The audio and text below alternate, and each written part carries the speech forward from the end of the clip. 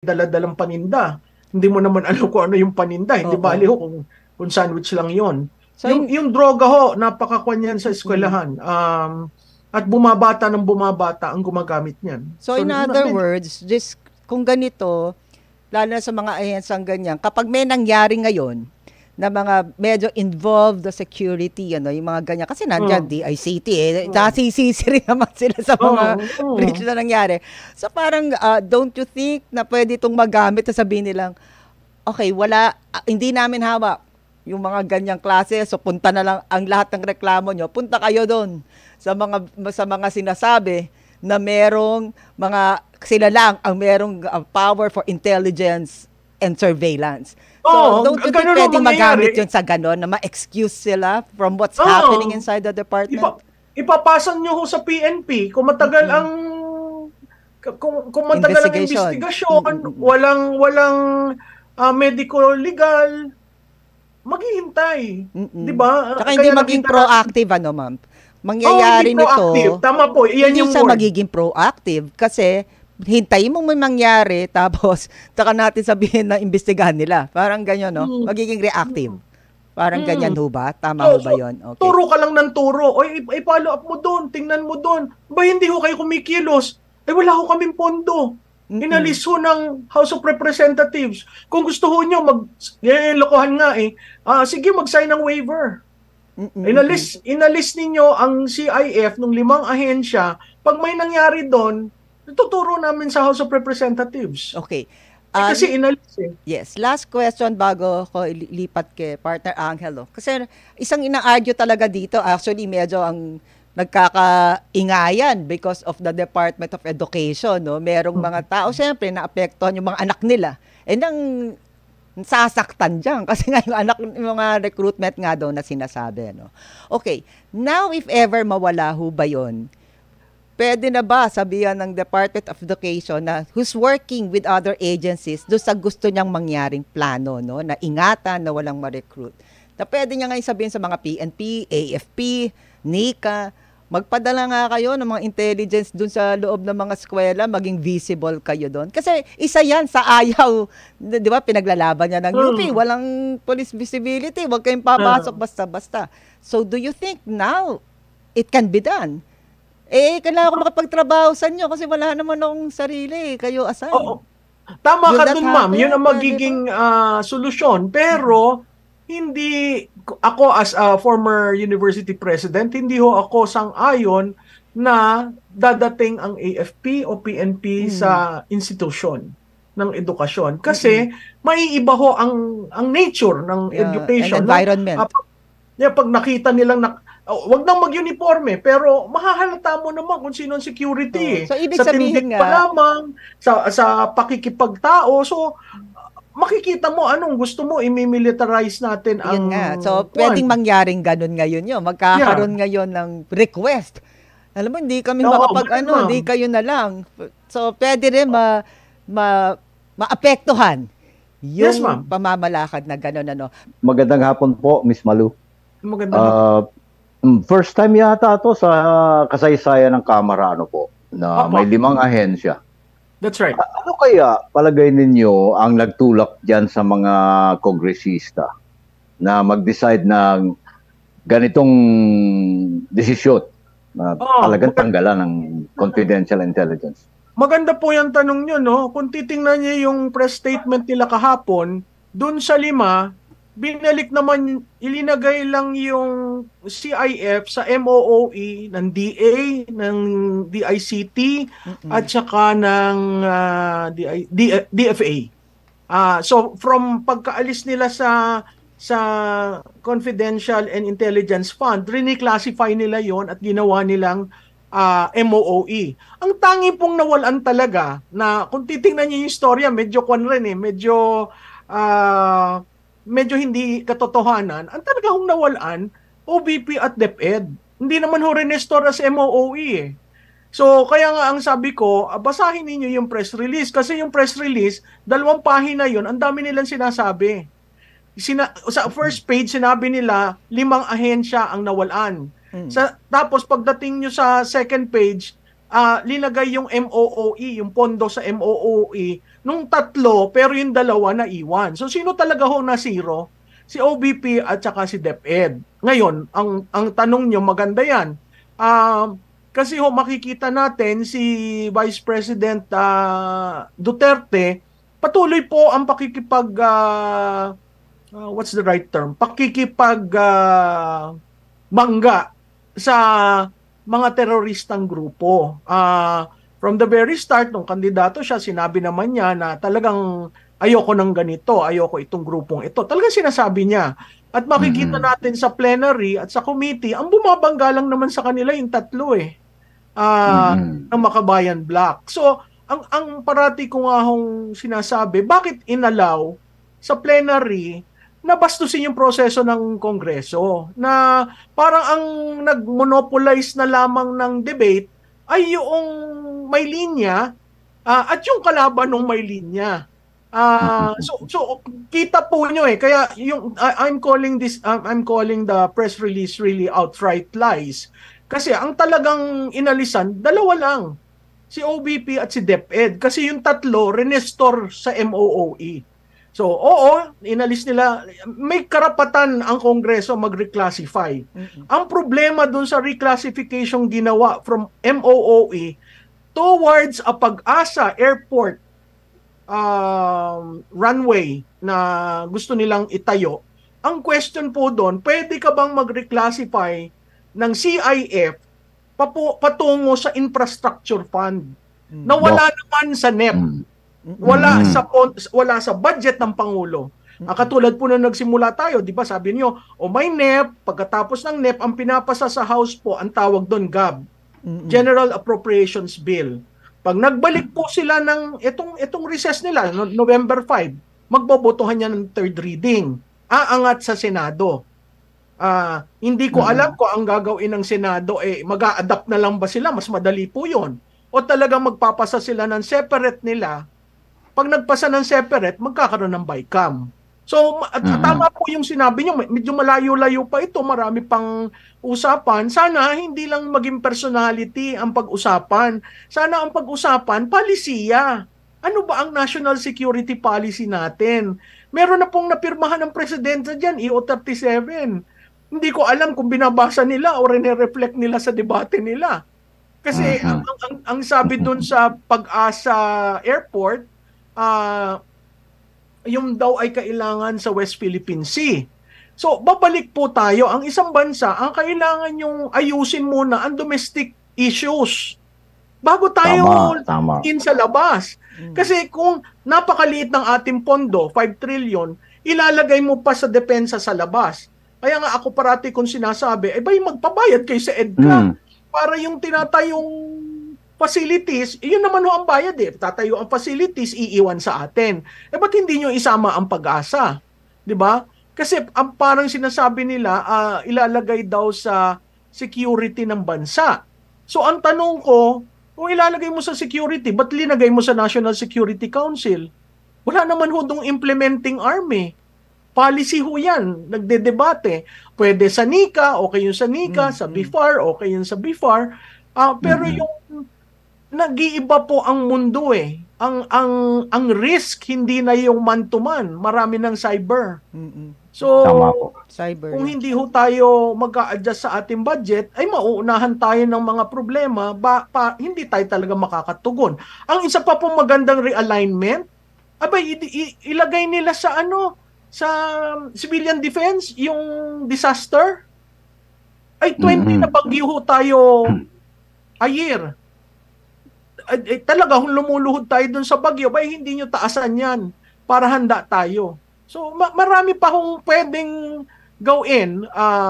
At pag nakita nyo yung press statement, lumaki ang pondo para sa ayuda, sa AIX, napaka-politika po niyan. Merong magaganda yung itaas ang pondo ng TESDA, taas ang pondo ng CHED, itaas ang pondo ng DOH para dun sa health infrastructure, maganda po yun. Pero yung, again, babalik tayo, yung ayuda ba permanent na sa atin o hindi tayo, wala ho dun sa policy na, paano ba ang job generation natin? 'Di ba? Mag-invest ako sa piso para ang local government maengganyo. So, wala akong policy debate na nangyayari eh. Natuon lamang kay Vice Presidente na kaya ko parating sinasabi, politika na po 'yon. Yes. Mukhang nag-agree ako sa inyong analysis po. Mukhang politika na itong pinapairal dito. Kasi parang personality issue na eh. Na-issue na sa personality. At isa pa, may mga agam-agam na mukhang naging makakaliwa na yung Kongreso. Kasi di po ba nakipag-meeting pa si Speaker sa mga nasa Makabayan, dating Makabayan Block, na nakaupo at ngayong incumbent Makabayan Block. Ito'y parang sa tingin ng iba pumapalakpak talaga yung Makabayan dito sa ginawa ng Kongreso.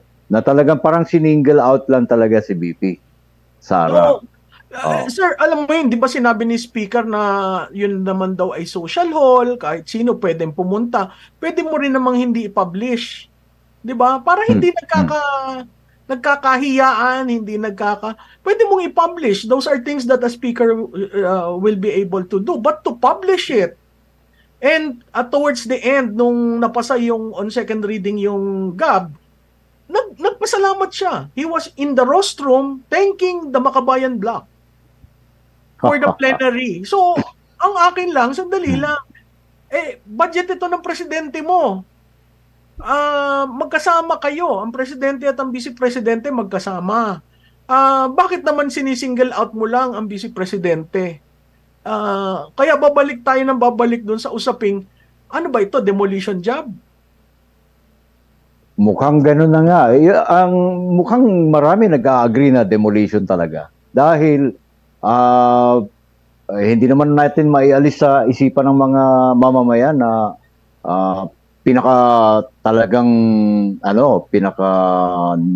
sabi natin yung potential para sumunod sa pwesto ni BBM ay si VP Sara comes 2028. Yung mga nangyari sa Kongreso ay kung maalala po ninyo, tinanggal ni Speaker si Gloria Macapagal Arroyo as Senior Deputy Speaker. Oo, kaya doon lumabas yung salita ni VP Sara na tambaluslos itong si Speaker. Tapos may mga lumala yung ahaway.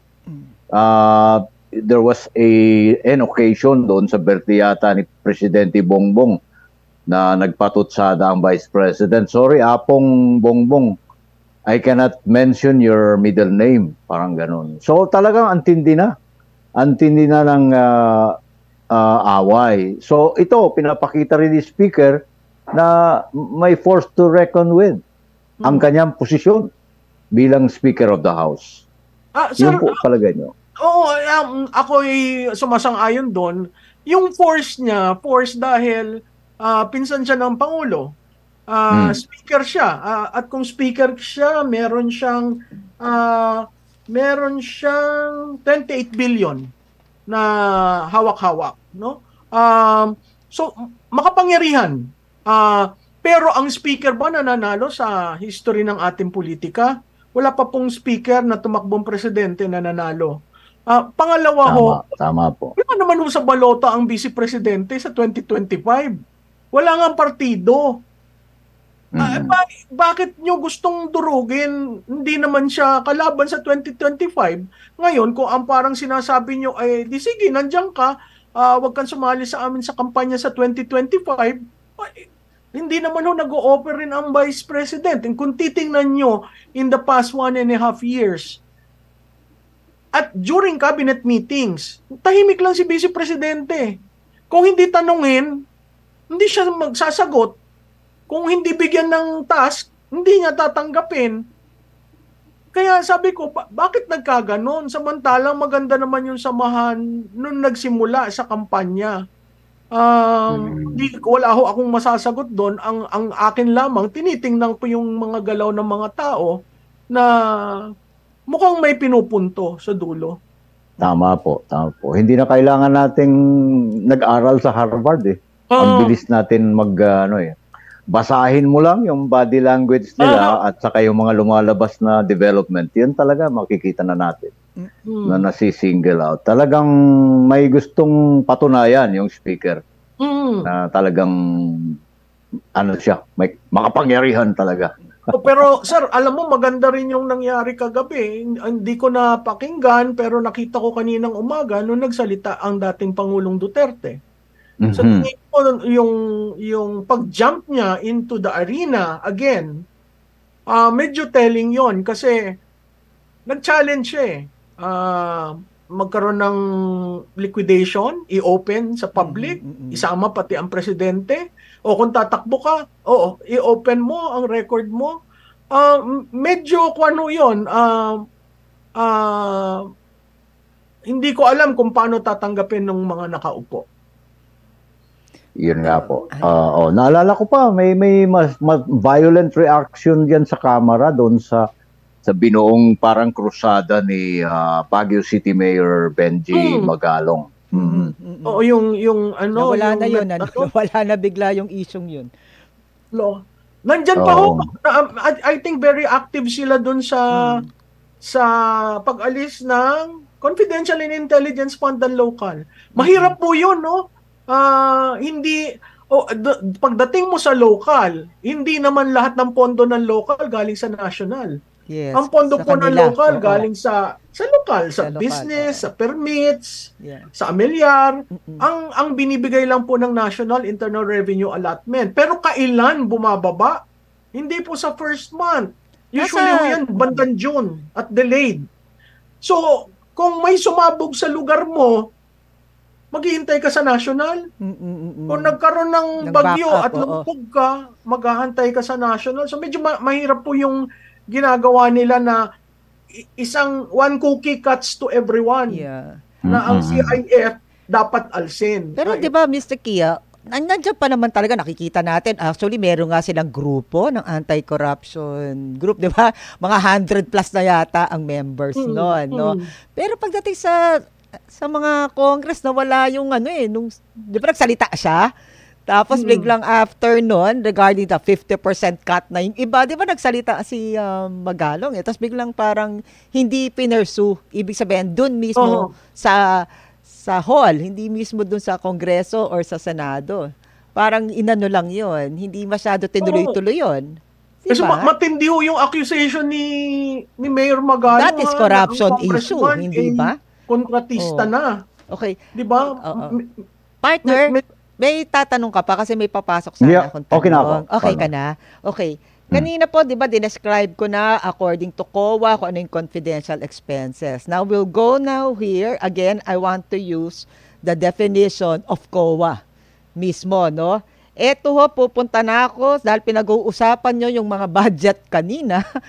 Gusto ko nang idiretso rin ito kasi nagkalabasan ngayon yung tinatawag nga na extraordinary and miscellaneous expenses. Nasilip ngayon yan, hindi ba?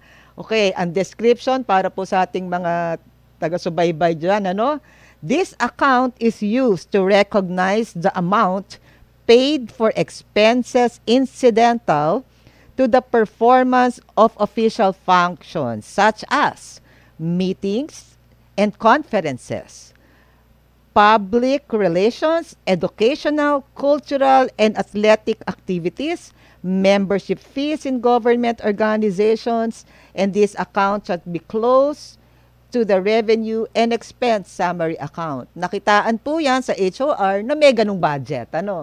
Aside from that, naglabasan ngayon din dito, iba pa ang travel expenses. Iba pa ang professional services. So ma'am, ito po, 2.1 billion travel expenses. Yan po yung mga naglabasan, 1.6 billion dito nga sa extraordinary expenses at 4.9 professional services. Ang kaninang pinag-uusapan, sabi nyo kanina, ang budget nga lang po ng Pilipinas, 5.4 trillion lamang. Limited. Utang pa, di ba? So, ibig sabihin, I think, tama rin naman, yung sinasabi lang, let's prioritize saan natin gagamitin. Now, ma'am, I want to ask, ito ba sa tingin ninyo, dahil sabi nyo nga may mga karanasan kayo sa mga budget, dyan sa Senado mismo. Ito bang ganito na pag-alat ng budget na nasa HOR, na ang malaki yata dito, nasa speaker. Ito ba ay wise spending sa ating limited budget na dapat pinaprioritize ngayon? Okay, maganda ho yung tanong nyo, masalimuot, pero siguro balikan ko muna. False news ba na walang CIF ang Senado at ang House? Hindi po yun totoo. May line item po. Kaso, walang total. Kung titingnan mo sa budget, nakasulat doon, confidential, intelligence, and extraordinary expenses. Magkakasama sila, no? Nandun sila sa line na yon, ano? Oo, nandun sa line. Tapos pag tiningnan mo across, walang total. Tapos yan po ang tawag diyan, obligation classification. Okay? Ngayon, dun sa ilalim, merong extraordinary expenses. Kung titingnan po nyo yun, naka-indent under dun sa line item. Yeah. So technically, meron. Oo, dahil yun yung nandun sa line, ano? O, baga sa bullet point. Nasa ilalim lang. Bakit nyo i-indent, di ba? Kahit nga sa paragraph, pag in-indent mo, kasama yun dun sa section na yun. Yan yung head, ibig sabihin. Oo, yun po yung head, yung sinabi nyo, yung lahat nandun. Pero, naka-under doon, indented, extraordinary expenses. So, technically, meron. Hindi porke zero, walang laman. Yung sinasabi namin. It's a process of Congress to be able to tell people, look, we don't have that. So, kung wala sila, bakit nag-subcategory? At bakit pumasa yan sa DBM, naka-subcategory Tingnan nyo po, consistent. Ang Senate at ang House naka-subcategory. Kasi ayaw nilang i-claim na meron silang CIF. Kasi tatanungin, sa legislation, saan mo kailangan ng CIF? Wala akong kailangan na confidential and intelligence funds sa legislation. Anong security ang meron sila? Meron naman silang security, no? So, kung titingnan po natin, hindi po yun false news. Dapat clarify lang nung sinabi na, sir, meron kayong CIF. In fact, meron kayong EE. Dahil po, natutuwa ako, ma'am, na ang ating mga tao nagbubukas ng GAA. Ay, napakakapal po niyan. Mga 1,500 plus ang pages.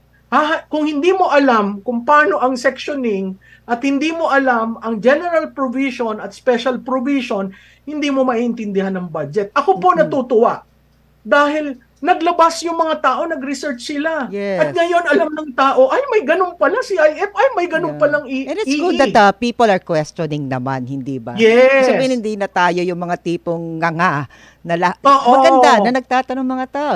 Kahit na medyo nagkakaroon ng mga argument, but at least the public is involved with the budget, hindi ba? So ano po yung mga pondong yan? Doon po sa si Sir Angelo, di ba nagkuwang ka? Nag-cover ka ng House? Hindi. Ako yung pinuno nila eh. Si Junling Coran. Yan. Yung mga naging tao ko sa sa Patrol, Radio Patrol. Nakita nyo ang process ng legislation, okay? At tuwi po may legislation, napakahalaga ang mga congressman nandun pag second reading vote or third reading vote. Napakahalaga rin na nandyan ang mga congressman palapit na ang Pasko. Okay? Bakit ko sinasabi yun? Kasi yun yung tradisyon. Hindi lang kung bonus, ako'y chief of staff, ako'y pinaakyat sa taas. Regalong malaki. Meron daw fruitcake. Akala ko naman fruitcake, nakabalot to ng maganda. Hindi ko alam pera na para pala. Oo. So, sabi ko, kuminsan, kailangan nating maintindihan ang nature ng politika. Kaya nung sinabi ni Senate President na false news yon at sinabi ni Congresswoman Kimbo at ni Chairman Ko na fake news, hindi ho sila nagpapakatotoo sa ating taxpayers. Then I'll go back nga dun sa question na dahil nga we need to prioritize because we only have limited budget ng bansa, kung ganito ho ba na meron allotted na billion ito, hindi to millions. Iyan ba ay matatawag din natin na wise Hindi na po. paglagay? Kasi sinasabi, binubusisi, iniingatan ang ating budgeting. Kaya nga medyo patas ba? Nabusisi ba ito? Kailangan ba talaga, ma'am? Na Ma'am, ganito? ang sagot ko dyan, naalala nyo ang DAP, ang Development Accelerated Program, na rinule ng Supreme Court na unconstitutional. Parang Para nag-iba-iba kung lang ngayon nandun na anyo, naman tayo sa flashpoint na yon na nalalaman ng tao, uy, ano yan, ba't nakatago? Alam po nyo, ang mas lalong masakit, magkano ang ginagastos ng taong bayan for every session day ng Kongreso? Correct. Diba? Lumalabas po 373 million per session day. Yes. Bakit po? Noong pong 1970s, ang session, 100 continuous days Oo. bago mag-recess. Ngayon po hindi, ang session days 3 lang sa isang linggo, Monday, Tuesday, Wednesday. So ang total ng session days simula ng first regular session hanggang ngayon 105 times lang nagkaroon ng session ang Kongreso. Okay? Tayo po pumapasok araw-araw. Kung 105 ang session days, ang total budget nila 39 billion. Lumalabas ang per session day nila is 373 million. Yes. Tama po ba 'yon? Parang hindi. Hindi ko po ang sagot Kaya diyan. maraming hearing eh. I-prioritize. Yung hearing naman po, nako. Kaya daming I-prioritize hearing eh. nyo. Oo. Diba, i-prioritize nyo. Exactly. Gusto nyo magsakripisyo. Actually, yan yung yata rin yung hindi alam ng ating mga mamamayan, ano? Yung ginagastos sa bawat mga session, sa bawat hearing na mas natatagalan, mas lumalaki ang gastos natin. Isa pa po, no? Kasi I've been, lagi ko na yung power, no? Like, for example, this fund, sabi nila kasi, kaya daw nilalagay dyan, at least, audited naman daw yan eh, yun ang pagkaiba.